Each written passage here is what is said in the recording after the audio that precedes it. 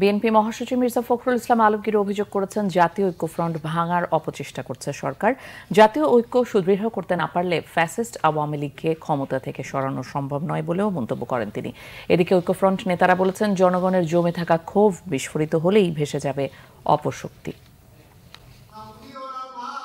বিএনপির প্রয়াত মহাসচিব কে এম ওবায়দুর রহমানের ১২তম মৃত্যুবার্ষিকী উপলক্ষে আয়োজিত স্মরণ সভায় বক্তারা অভিযোগ করেন, ক্ষমতাসীন দলের অপশাসনে নৈরাজ্য চলছে সারা দেশে। ৩০ ডিসেম্বরের নির্বাচন এবং ডাকসু নির্বাচনের উদাহরণ টেনে তারা বলেন, মানুষের সব অধিকার কেড়ে নিয়ে একদলীয় শাসন চালাচ্ছে আওয়ামী লীগ।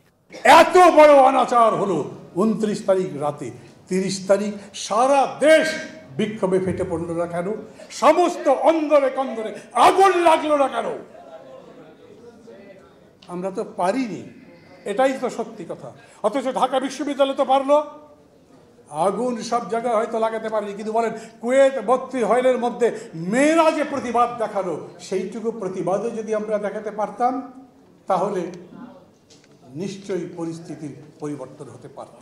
আন্দোলন কোনো সময় ব্যর্থ হয় না। আজকে রাতে আন্দোলন হচ্ছে, মনে করেন ৪-৫ দিন পরে আন্দোলন বুঝি থেমে গেছে। আন্দোলন জমা থাকে, আন্দোলন কোনো সময় হারিয়ে যায় না।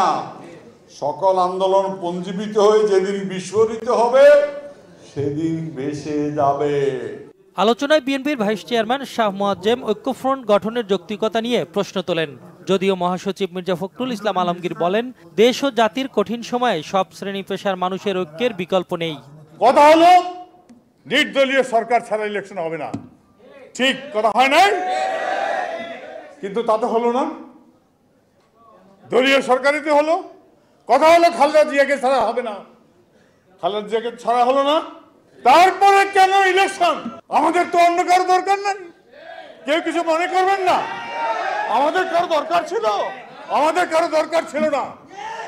আমাদের নেত্রী খালেদা জিয়া, আর আমাদের মুখপাত্র হবে আমাদের মহাসচিব। আমরা যা পারি করব, না পারলে করব না। আজকে আমাদের লক্ষ্য হচ্ছে এই ভয়ঙ্কর ফ্যাসিবাদকে সরাতে হবে ক্ষমতা থেকে, এবং সেই সরাতে গিয়ে এই ঐক্য ভেঙে গেলে আর কোনোদিন সরাতে পারবে না। সেই জন্যই আজকে আমাদেরকে সেই ছোটখাটো সমস্যাগুলোকে বড় করে না দেখে অটুট ঐক্য গড়ে তুলতে হবে, দলের মধ্যে ঐক্য গড়ে তুলতে হবে, একই সঙ্গে আমাদের জনগণের মধ্যে ঐক্য গড়ে তুলতে হবে। এদিকে উপজেলা নির্বাচনে জনগণের আস্থা নেই অভিযোগ করে বিএনপির সিনিয়র যুগ্ম মহাসচিব রুহুল কবির রিজভী বলেন, ভোটারবিহীন নির্বাচন করতেই এ কমিশন গঠন হয়েছিল সেটি প্রমাণিত। নয়াপল্টন কেন্দ্রীয় কার্যালয়ে সংবাদ সম্মেলনে এ অভিযোগ করেন রিজভী। মিজানুর রহমান সবুজ, বাংলা ভিশন, ঢাকা।